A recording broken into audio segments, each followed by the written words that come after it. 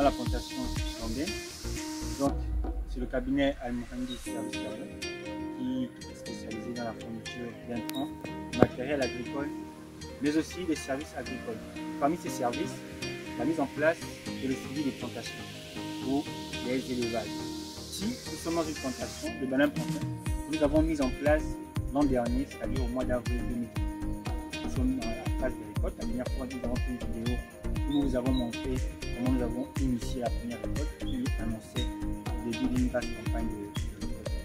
Donc aujourd'hui, je vais vous parler d'une maladie du bananier plantain qu'on appelle la cercosporiose. Elle se manifeste par une nécrose des feuilles. Vous voyez, quand il y a nécrose des feuilles, toutes les parties vertes de la plante sont disparues de la feuille. La plante ne peut plus réaliser facilement la photosynthèse. Et donc, qu'est-ce qui se passe? Il y a un impact sur le rendement. Mais si vous faites trop d'effeuillage, vous allez vous retrouver avec un bananier qui n'a pas assez de surface foliaire pour réaliser la photosynthèse et donc d'emmagasiner le maximum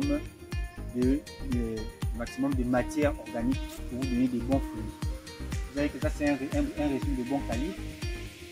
Quelle est l'astuce que nous allons vous donner aujourd'hui? Lorsque la fleur sort, ne faites plus d'effeuillage. Lorsque la fleur sort, ne faites plus d'effeuillage parce que lorsque la fleur sort, le bananier commence maintenant à vous donner le fruit que vous attendez. Donc, il commence à se développer.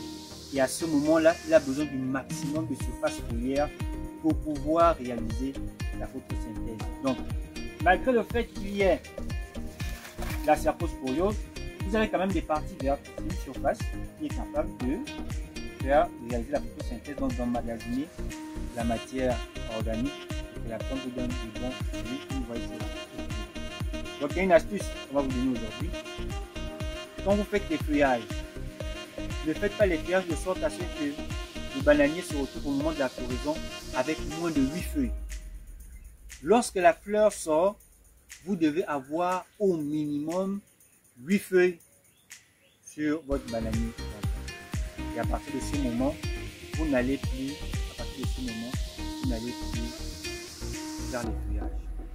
Parce que lorsque la fleur est sortie, la dernière feuille aussi est sortie, le bananier ne va plus vous donner des feuilles. Le bananier ne va plus vous donner de nouvelles feuilles.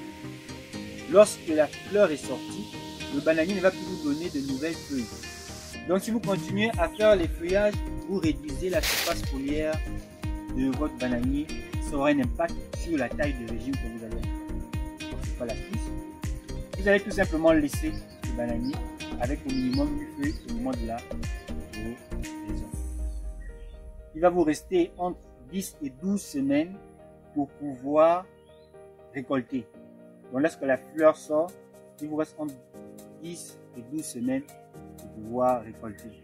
Et ces fleurs et ces feuilles-là qui sont restées là vont pouvoir tenir ce temps-là.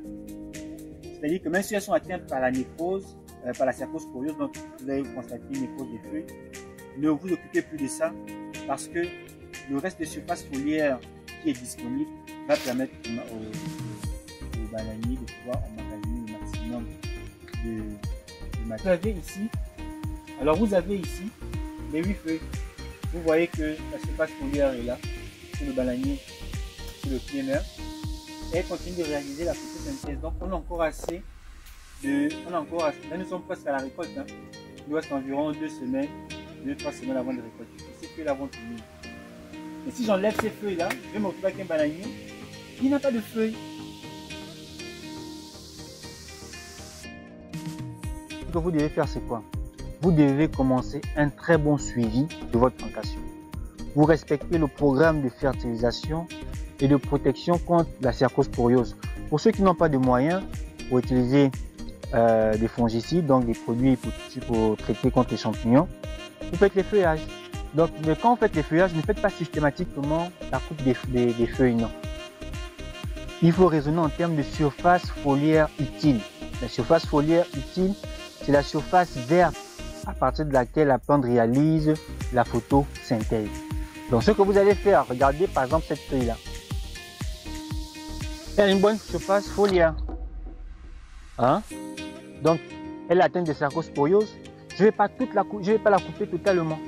Ce que je vais faire, c'est que je vais enlever les parties nécrosées pour permettre à la plante de continuer à emmagasiner le maximum de nutriments grâce à la photosynthèse et à l'alimentation, la nutrition via les racines, notamment pour puiser les éléments nutritifs qui sont dans le sol. Donc pour réussir votre plantation de bananier, c'est dès le début, c'est pas à la fin. Parce que si vous arrivez au moment de la floraison et que vous n'avez que 2-3 feuilles sur votre bananier, bien évidemment, la qualité des régimes va laisser à désirer. Vous n'aurez pas des régimes de très bonne qualité. Donc c'est important, dès le départ, de maintenir un bon suivi de la plantation, de respecter le programme de l'effeuillage, de ne pas faire un effeuillage systématique de toutes les feuilles atteintes par une tache de nécrose. Non. Il faut raisonner en termes de surface foliaire, comme je le disais. J'espère que ces conseils vous ont été utiles. On se retrouve très bientôt pour une nouvelle vidéo. Je vous remercie.